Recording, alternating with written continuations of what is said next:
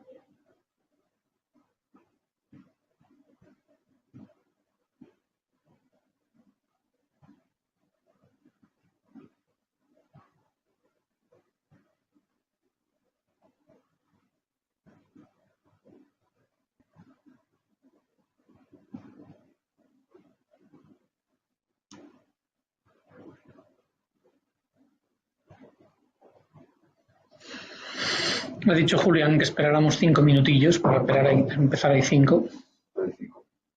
Pues debe faltar, sí, falta un minuto. Mientras no entre nadie, tío. ¿Has hecho más pruebas, no? No, me ha dicho que no hiciéramos más pruebas. Lo que pasa es que yo ahora, Julián, no le oigo. Vamos a iniciar. Bueno, sí. Muy buenos días a todos. Vamos a dar inicio a nuestro webinar de hoy. Hoy tenemos al doctor Carlos Hernández Met. Carlos es el jefe de la Unidad de Urología Funcional Femenina y Urodinamia de la Fundación CUSER.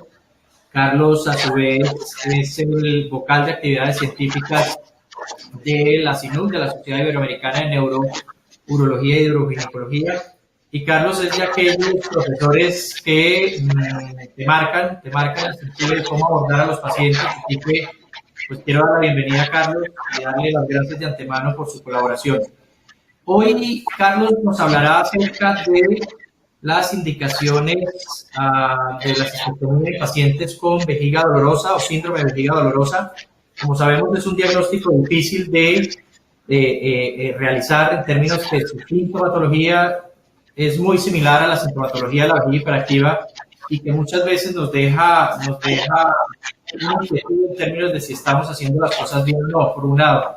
Y por otro lado, el hecho de llegar a la cistectomía, que es como el último recurso que tenemos en pacientes que quizás ya sean de edad, la gran mayoría son mujeres, como lo ha arrojado el último estudio de español de prevalencia que se hizo. Pues Carlos nos va a hablar, nos va a ilustrar acerca de las indicaciones y la calidad de vida que van a tener estos pacientes en un tema que, o en un tratamiento, una opción terapéutica que lo hemos de contemplar los que hacemos urología funcional. Pues Carlos, bienvenido y mil gracias una vez más. Saludos. Vamos a compartir pantalla. Pantalla completa. Compartir. Esto tarda unos segundos.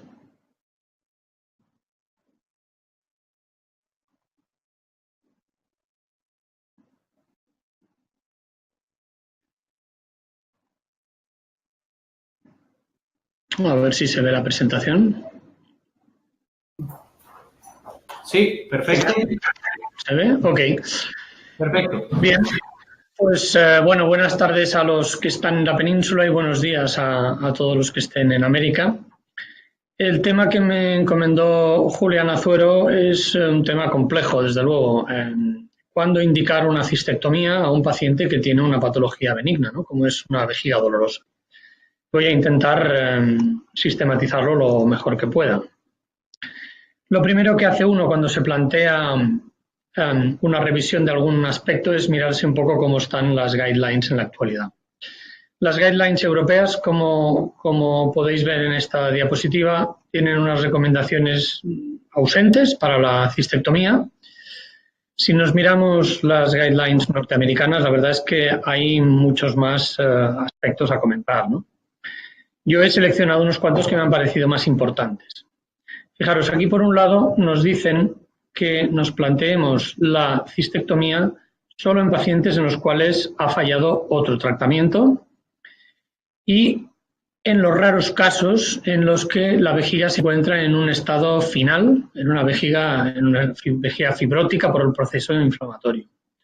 Otro concepto muy interesante es la Guideline Statement número 9, que es que cuando todo falla, no se trata de huir hacia adelante y hacer una cistectomía, sino que en algún momento hay que reconsiderar el diagnóstico, si realmente lo que tenemos delante es un problema de vejiga dolorosa. Luego volveremos sobre este concepto que creo que es muy importante. Otros aspectos de las guidelines americanas son recomendación sobre el hecho de que el paciente tiene que estar motivado para este tipo de cirugía y asumir las complicaciones que se pueden derivar de una cirugía irreversible como es una cistectomía. Y otro detalle que nos muestran las guidelines americanas es que tengamos en cuenta que el dolor puede persistir después de la cistectomía y que esto hay que informárselo al paciente. Por lo tanto, el consentimiento informado tiene que ser un consentimiento informado exhaustivo y que normalmente requiere bastante rato para que el paciente entienda lo que vamos a hacer y lo que puede ocurrir después. Otro detalle que nos muestran las guidelines americanas que vale la pena tener en cuenta es el hecho de que una vejiga pequeña, bajo anestesia, es decir, una capacidad vesical anatómica pequeña, suele asociarse con un mejor resultado. Luego veremos un poco más en detalle estos aspectos. Si nos miramos lo que dice la International Consultation of Incontinence, vemos que las guidelines son escasas. Como podéis ver, nivel de evidencia, urinary diversion, nivel de evidencia 3. Este es otro artículo de revisión que he cogido de la literatura japonesa, que como sabéis tienen mucha incidencia de vejiga hiperactiva. Lo único que nos dicen con un nivel de evidencia C, que se puede ver aquí abajo, es que es la última elección. Pero en cualquier caso podemos ver que las guidelines nos van a ayudar relativamente poco. En resumen, y tomando un poco los conceptos que he logrado resumir o sintetizar de las guidelines que hay, es que las opciones serían, por un lado, o hacer una derivación sin cistectomía, que hoy por hoy no está muy recomendado.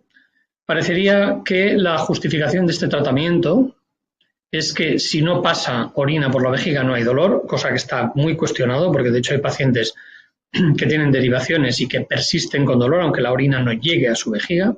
Y por otra parte, las numerosas complicaciones que surgen del hecho de dejar una vejiga desfuncionalizada, piocistos, etc.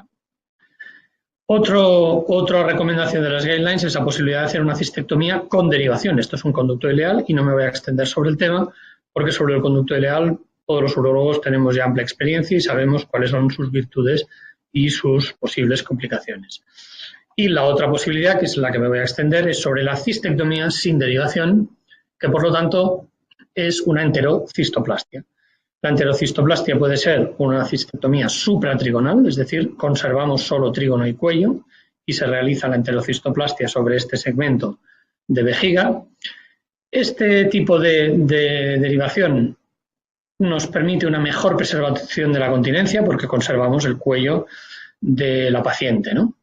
Y la otra opción es la cistectomía subtrigonal, es decir, hacer una cistectomía en la cual solo conservamos la uretra de la paciente. En este caso, uno de los aspectos a favor sería que resecamos el trígono y el hecho de resecar el trígono nos permite eliminar una posible causa más de dolor, ¿vale? Esto en el sentido positivo. Como contras, se obtiene un peor vaciado, hay un mayor porcentaje de autosondajes en este tipo de cistectomías. Nos obliga a hacer un reimplante ureteral con las complicaciones que ello conlleva, ¿no? Y es una cirugía pues, que tiene más riesgo de fuga de orina, estenosis de uretra por la anastomosis, las complicaciones de los reimplantes, reflujo, etc. Bien, es muy frecuente hoy en día, en el 2019, la cirugía vesical en la cistectomía en pacientes con dolor vesical. Mirad, yo he ido tirando del hilo y la literatura se basa en un número que es este, el 10%, y prácticamente todos los artículos se van citando unos a otros hasta llegar al principio y al artículo más antiguo que da origen a este 10%, y es un artículo bastante antiguo, como podéis ver, de 1959. No he encontrado otra referencia del número de cistectomías que se hacen hoy en día por dolor vesical. Y lo que os he puesto es nuestra experiencia. Nosotros vemos aproximadamente 35 nuevos casos al año de dolor vesical y hacemos 3 cistectomías. Por lo tanto, nuestra incidencia es de un 8,5%, que más o menos estaría en la línea. Es decir, no hay muchas, pero bueno, son casos a valorar con cuidado.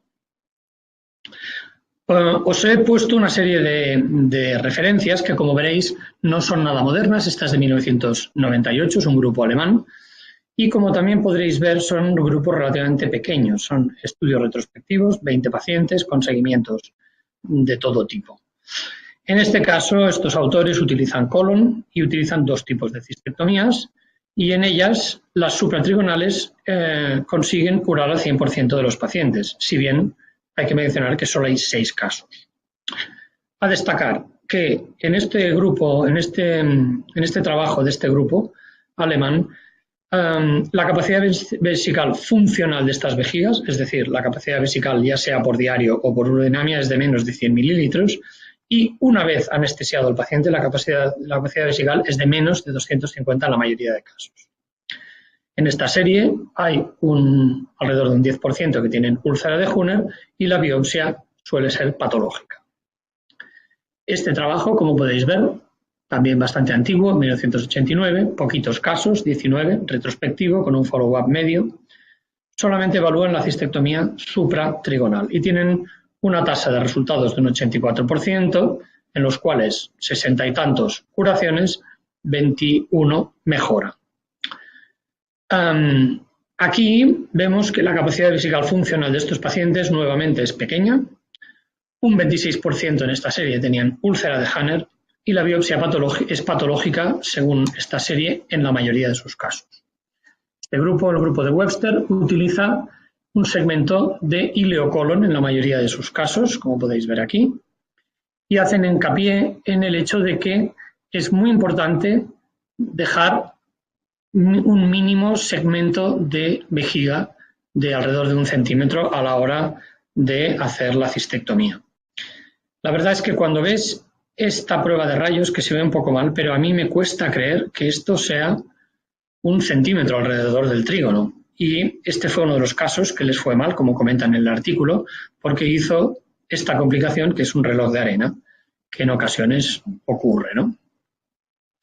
Bien, este artículo todavía es más antiguo, 1959 es el que os he mostrado antes, del cual sale la incidencia de un 10%, pero lo pongo porque este artículo, Hanley, incide también en la importancia de que soportan la experiencia de otros autores en el hecho de que prácticamente toda la vejiga tiene que ser resecada, si es posible. Luego volveremos sobre este tema que creo que es importante. Mirad, la literatura que hay, esta es la del siglo XX, solamente llamaros la atención que las Ns que están analizando estos autores son bastante escasas, como podéis ver, 27, 13, 19. Tienen una tasa de resultados relativamente buena, entre un 70%, algunos llegan hasta un 100% de resultados. El estudio más pesimista es este, un 25% curados, pero si excluimos este grupo de aquí, la mayoría, pues tenemos una tasa de éxitos entre el 70 y el 100. Y algunos de ellos nos hacen notar este concepto, que es una cirugía que tenemos que hacer en pacientes que tengan vejigas anatómicamente pequeñas, en las cuales el proceso inflamatorio ha creado una fibrosis importante y por lo tanto la vejiga es muy pequeña. Este otro trabajo lo he querido mencionar, este ya es de este siglo, es de un grupo de Corea. Si os fijáis, sigue siendo retrospectivo, pero es un número mucho más importante de casos, aunque desgraciadamente el seguimiento es corto. Pero lo he querido mencionar porque, por lo menos en este estudio, valoran los resultados con un cuestionario validado, que es el ICSI, ¿no? Ellos tienen una tasa de fallos de un 20%, lo cual quiere decir que el 80% van bien. Y lo que es interesante es que nos mencionan que el 100% tienen úlcera de Hanner. Es decir, que de los dos subtipos de cistopatía, con úlcera o sin úlcera, parece ser que la mayoría de la literatura apoya que va a ser una cirugía útil en pacientes con úlcera de Hanner. También mencionan que realizaron la cistectomía cuando ha fallado cualquier otro tratamiento y vuelven a mencionar algo que ya hemos visto antes, que es que la biopsia fue patológica en la mayoría de casos. Este otro artículo también es de este siglo, es de un grupo holandés. Son un grupo nada desdeñable de pacientes, son 41 pacientes seguidos a 66 meses y también usan un cuestionario validado para obtener los resultados y tienen un 74% de buenos resultados. En este grupo hacen cistectomía sin derivación y cistectomía con derivación y llegan a una serie de conclusiones interesantes. Por un lado, dicen que al final la satisfacción fue similar en los pacientes con derivación que en los pacientes sin derivación. Pero yo creo que el mensaje más importante de este artículo es este de aquí, que nos dicen que fueron significativamente mejor los pacientes que tenían una evolución de su enfermedad menor. En concreto, fueron peor los pacientes que tenían más evolución de su enfermedad y mejor los pacientes que tenían una evolución de alrededor de 5 años, como podéis ver aquí. Este otro trabajo os lo he puesto primero porque es el más reciente que he encontrado, es del año pasado, y segundo porque es de un grupo de autores de los cuales pues tengo bastante confianza en lo que publican porque son bastante serios. Es un trabajo retrospectivo, son 35 pacientes y son 29 pacientes en los cuales se hizo cistectomía supratrigonal y en 6 un conducto ileal. Lo más interesante es que el seguimiento es de alrededor de 9 años, con lo cual creo que es el seguimiento más largo que he visto en la literatura sobre este tema.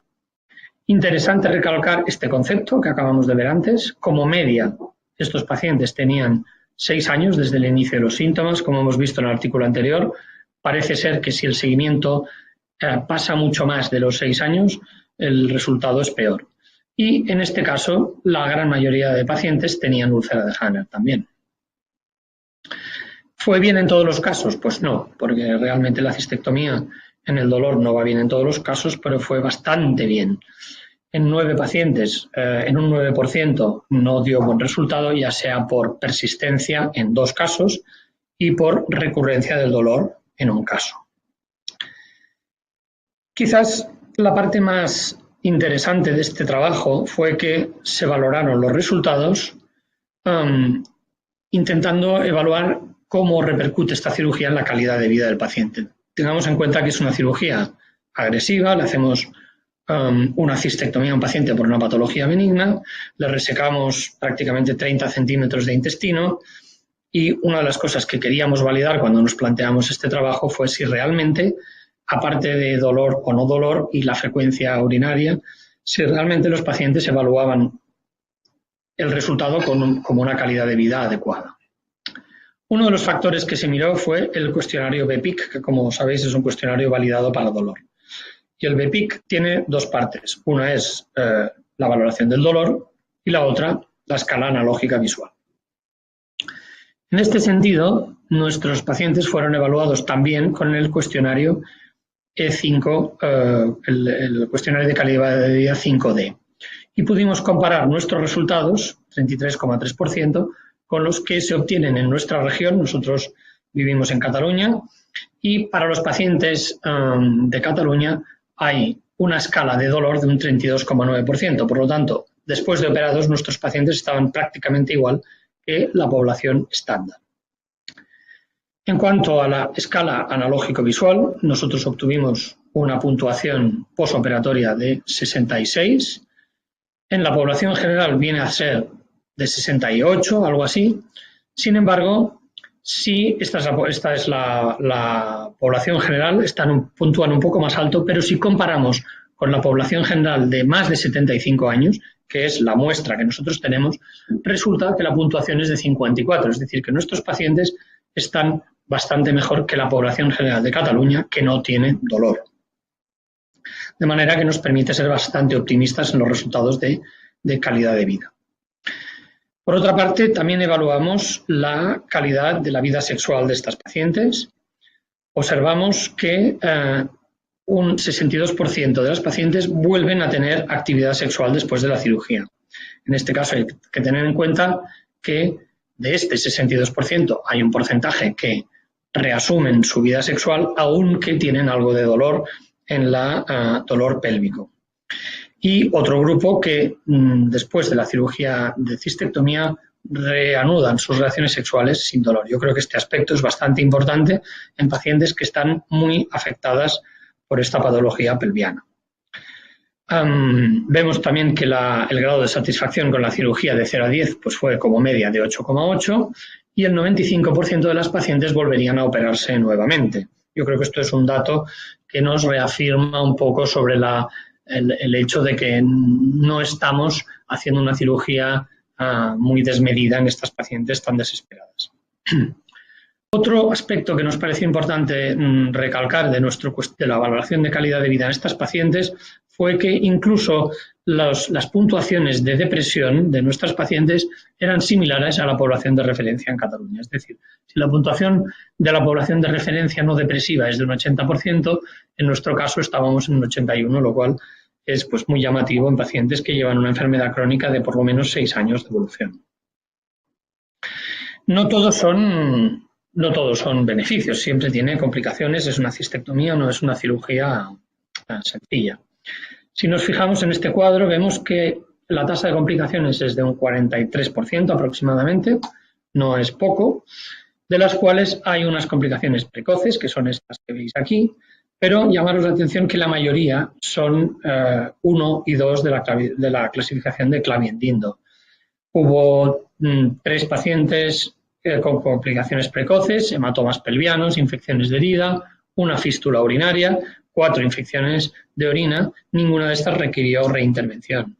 Precozmente tuvimos una reintervención por sangrado que se debió a una coagulación hecha con el LigaSure, que saltó y tuvimos que reintervenirla a toda prisa. Y como complicaciones tardías tenemos también unas cuantas que son Clavien-Dindo 1 y 2, un paciente con reflujo, 3 pacientes con una eventración, una fístula enterocutánea que tampoco requirió intervención porque se curó de manera conservadora. Pero sí que requirieron reintervención, una estenosis de la anastomosis ureteroileal en un paciente con conducto ileal y 2 pacientes más, una eventración que tuvo que acabarse operando y una oclusión posoperatoria. Es decir, que al final, si nos fijamos, las complicaciones que realmente requieren reintervención tampoco son tantas teniendo en cuenta la cirugía de la que estamos hablando. Me voy a retrotraer un poco al inicio de todo esto porque creo que es importante tener en cuenta un concepto. Y es que si nos miramos la definición del síndrome de dolor vesical, hay que tener en cuenta que estamos hablando de un dolor que es percibido como originado en la vejiga. Que el paciente lo perciba como de causa vesical no quiere decir al 100% que sea vesical. Por eso el comentario, he recalcado el comentario de las guidelines americanas, es decir, cuando todo falla no hay que huir hacia adelante, hay que plantearse si realmente la vejiga es la causa, antes de plantear una cistectomía. ¿Por qué esto? Sabemos que hay una serie de fenómenos de convergencia en el dolor visceral. Son fenómenos de convergencia que se deben a la peculiar inervación que tienen las vísceras y que hacen que podamos encontrarnos con convergencia ya sea víscero-visceral o viscerosomática, es decir, que el paciente perciba como un dolor visceral un dolor que realmente está producido por un músculo, ¿vale?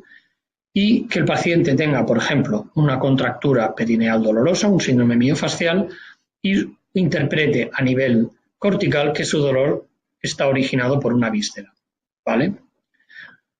Otro fenómeno que puede ocurrir y que me ocurrió recientemente, hace 1 mes y medio, es la convergencia víscero-visceral. El paciente interpreta como un dolor vesical un dolor que está originado en otra víscera. Y esto es, recuerdo un paciente con una que revisé porque me fue remitido por un dolor vesical crónico y cuando la exploré la paciente tenía unas hemorroides tremendas, pero explorándola con cuidado una de las hemorroides estaba trombosada, tenía una trombosis tremenda.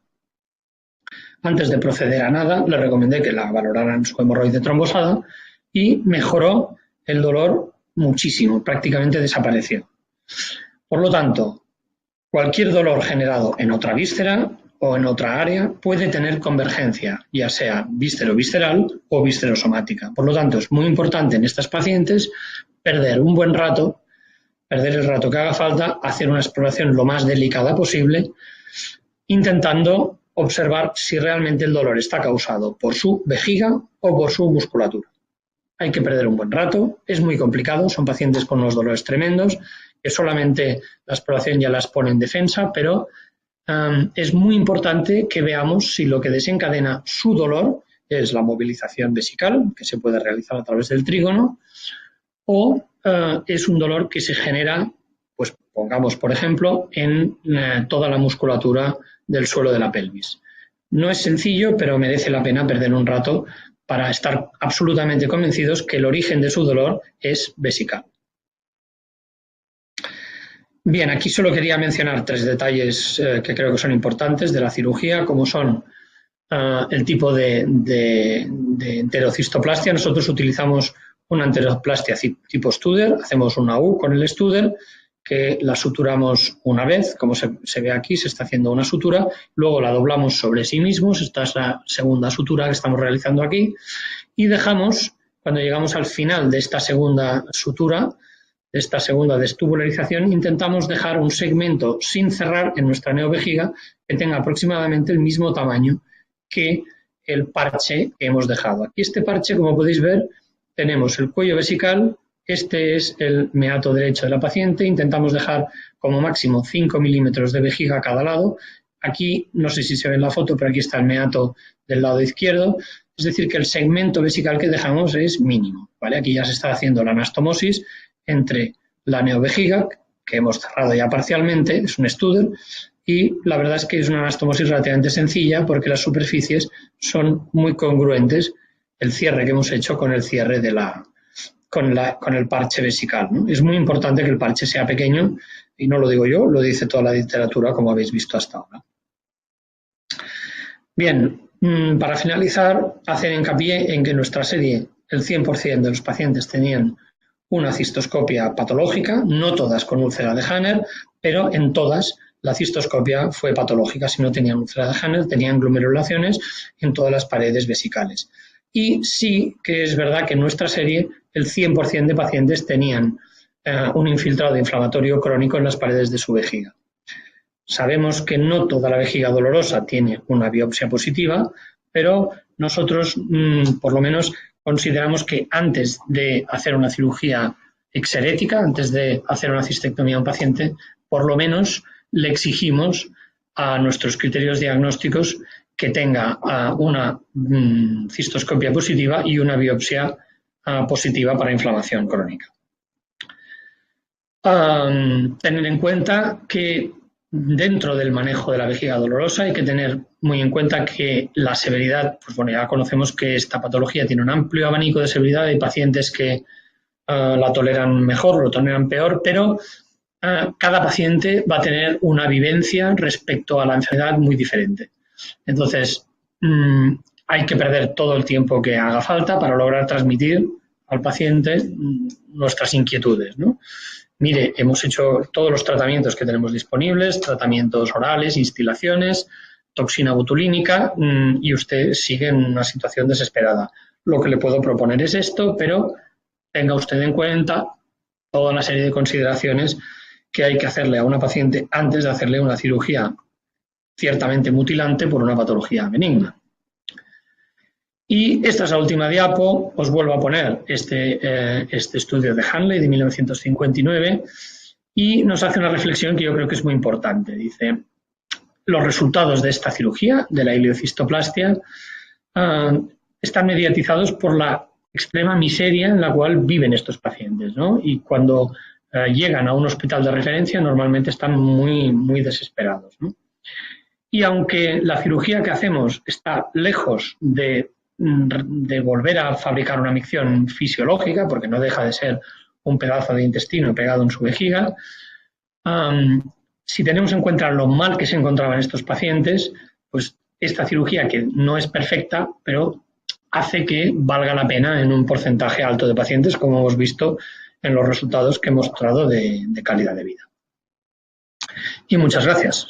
Si hay alguna pregunta sobre el respecto, estaré encantado de responder las que puedan surgir.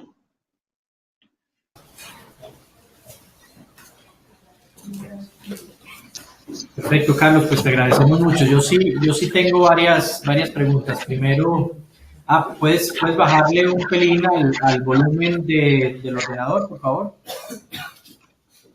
Bien, entonces la primera pregunta es, aquí en Latinoamérica, en muchos sitios consideramos que el test de potasio todavía tiene una utilidad.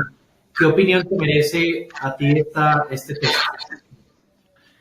Yo la verdad que el test de potasio lo realizamos durante una temporada corta y los pacientes lo toleraban muy mal. La verdad es que era una prueba fatal. Lo toleraban muy mal y dejamos de realizarlo por ese motivo. Sí que es verdad que el test de potasio modificado y en otras circunstancias puede dar una serie de datos de interés. Pero yo creo que hoy por hoy puedes llegar a un diagnóstico suficiente como para justificar una cistectomía sin necesidad de realizar el test del potasio. Ahora, la otra pregunta es, ¿cuándo considerarías tú que el paciente es refractario a todos los tratamientos y eventualmente pensar en una cistectomía? A ver, nuestro protocolo de manejo incluye hoy en día los tratamientos médicos, ¿no? Sobre todo el mirón, que no da un resultado muy bueno, pero hasta un tercio de pacientes funcionan. Y tener en cuenta lo mala que es esta enfermedad, pues si a un tercio lo logramos mejorar con un tratamiento oral, pues fenomenal. Lo que estamos haciendo cuando el mirón falla es, ahora nuestra unidad funciona como una unidad de dolor pélvico crónico, en la cual tenemos anestesistas, psicólogos, hay ginecólogos, andrólogos y demás. De manera que una de las principales maniobras que hacemos es que sea visitado por clínica del dolor y mejorar el dolor de estas pacientes. Esto nos permite hacer algún tratamiento, ¿no? Todos conocemos casos de dolor tan desesperados que cuando les planteas hacer una instilación endovesical, colocar una sonda una vez a la semana para instilar líquido, te dicen ni hablar. A mí no me va usted a colocar una sonda porque yo tengo una irritación vesical, estoy orinando sin parar, tengo un dolor tremendo, a mí no me va usted a hacer eso.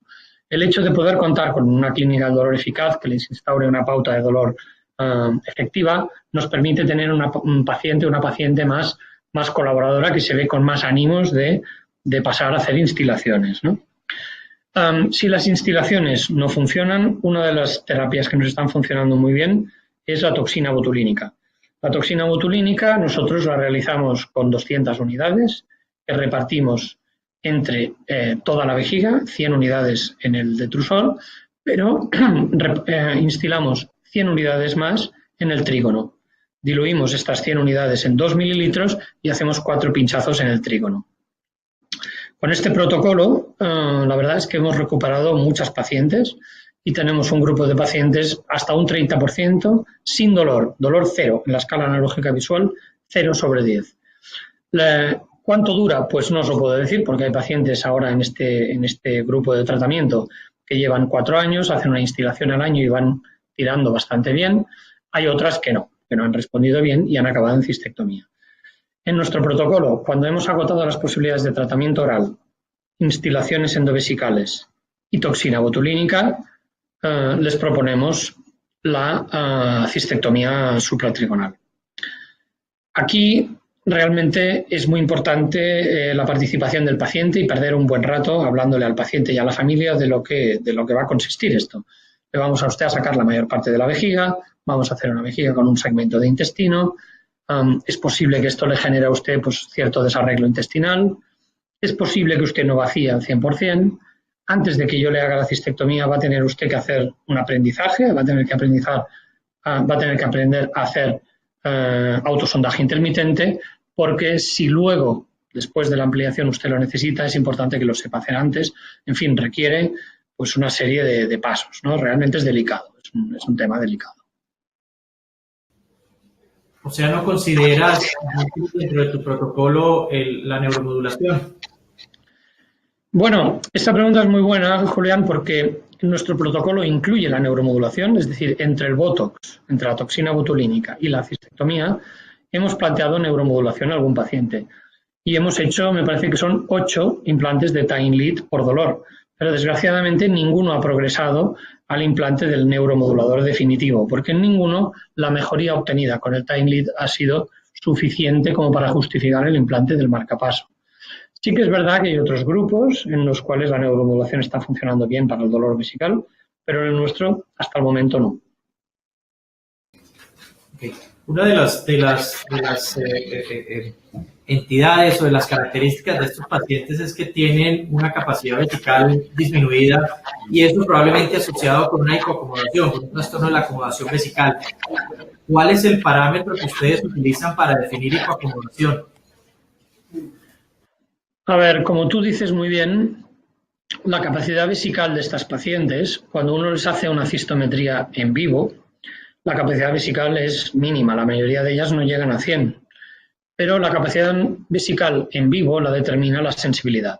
Es decir, tienen un primer deseo a 20 mililitros y empiezan a notar sensación de vejiga y a los 100 mililitros la mayoría están ya intentando orinar, si no se orinan espontáneamente para que les deje de doler, ¿no? Nosotros, como parte del estudio a estas pacientes, les hacemos una biopsia y aprovechamos el momento de hacer la biopsia vesical para tener una anatomía patológica. En ese momento les hacemos una cistometría bajo anestesia raquídea. La hacemos bajo anestesia raquídea porque la anestesia raquídea nos permite hacer la biopsia, pero sobre todo la anestesia raquídea denerva completamente la vejiga. De manera que si durante el proceso, la endoscopia que realizamos para hacer una biopsia, aprovechamos para hacer una cistometría, esa cistometría nos hablará de la capacidad anatómica de la vejiga. En esta cistometría no influye la actividad muscular porque la vejiga está totalmente denervada. Es una cistometría que se hace con un tubo de PVC, de los que usan los anestesistas para medir presión venosa central, y simplemente consiste en poner azul en la vejiga y medir la presión vesical que hay a cada volumen.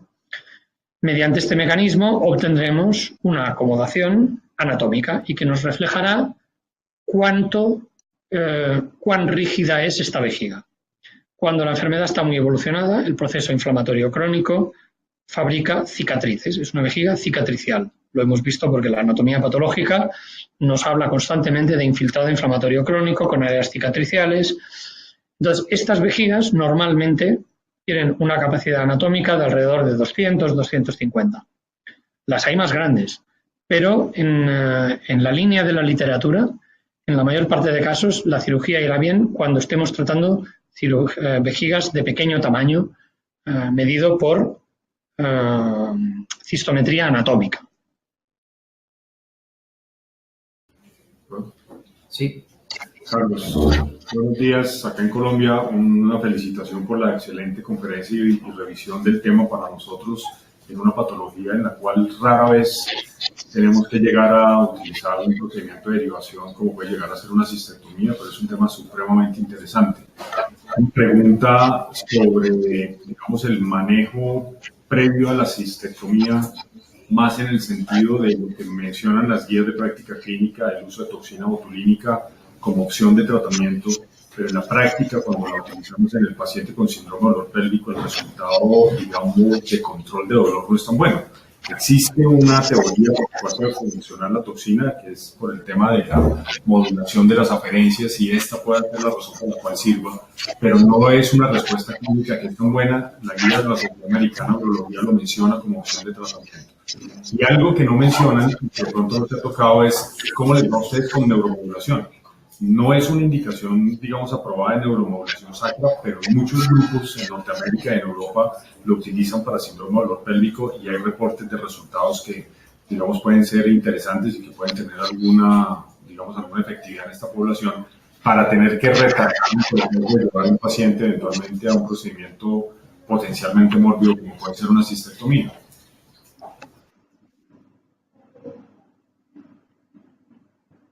Perdí la voz ahora.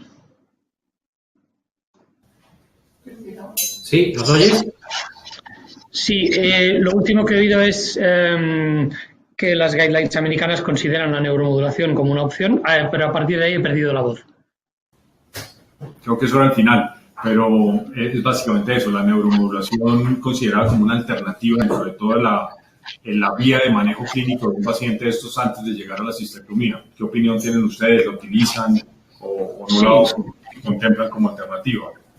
Totalmente de acuerdo, sí. Nosotros la tenemos incluida, la neuromodulación, en nuestro protocolo de manejo y de hecho la hemos intentado. Es decir, hemos implantado un electrodo de neuromodulación en 8 pacientes, pero desgraciadamente el resultado funcional no fue suficientemente bueno para implantar el marcapaso. Es decir, lo intentamos, colocamos un electrodo, pero el resultado no fue todo lo bueno que quisiéramos.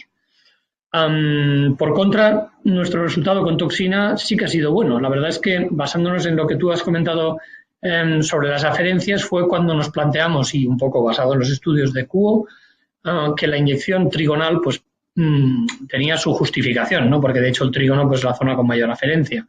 Y nuestros resultados con toxina fueron significativamente mejores que con neuromodulación.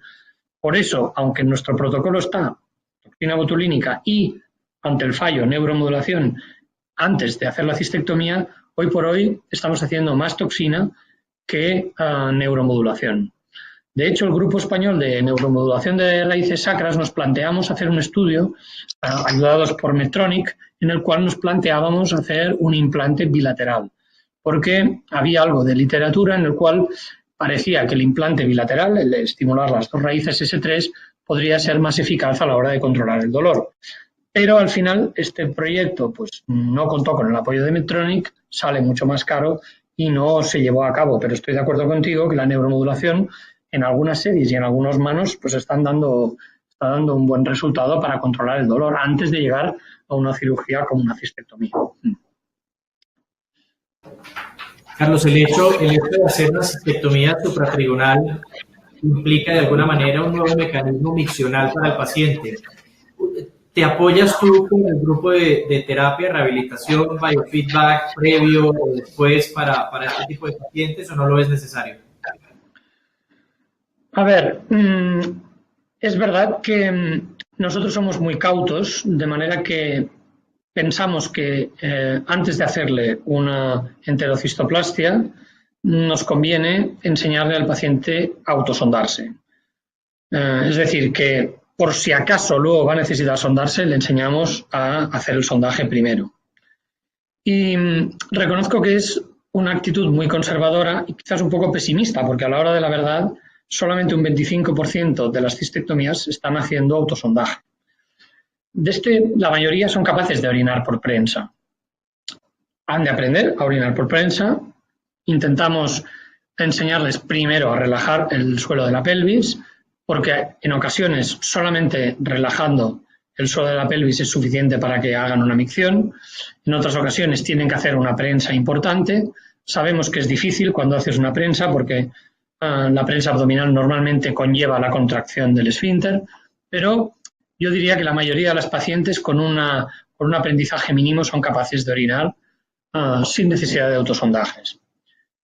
De este 25% de pacientes que se sondan, hay un grupo que se sondan una vez al día. Es decir, durante el día van orinando, van acumulando cierto residuo y una vez al día, normalmente por la noche, hacen un sondaje en el cual vacían pues igual 200 mililitros y con esto nos quedamos tranquilos que no van a ir acumulando residuo y esto nos permite que hagan un lavado vesical del moco que genera ese intestino, ¿no? Realmente el porcentaje de pacientes que dependen del sondaje para orinar, es decir, que son incapaces de orinar nada de motu propio y que se están sondando 4 o 5 veces, no lo recuerdo de memoria, pero es escaso. Es decir, de ese 25% en autosondajes, la mayoría hacen un sondaje al día, 2 sondajes al día. Esto quiere decir que con un buen training, la mayoría de los pacientes son capaces de orinar normalmente. En algún momento, Carlos, ante todas estas cantidades de tratamientos y que veíamos que muchas veces no eran efectivos, surgió la hipótesis o la posibilidad de hacer instilaciones con heparina o instilaciones con algún anestésico local y en algún momento, aprovechando los estudios del grupo italiano, se utilizó el EMDA asociado con esto. ¿Hay algún resultado? ¿Qué opinión te merece esta hipótesis?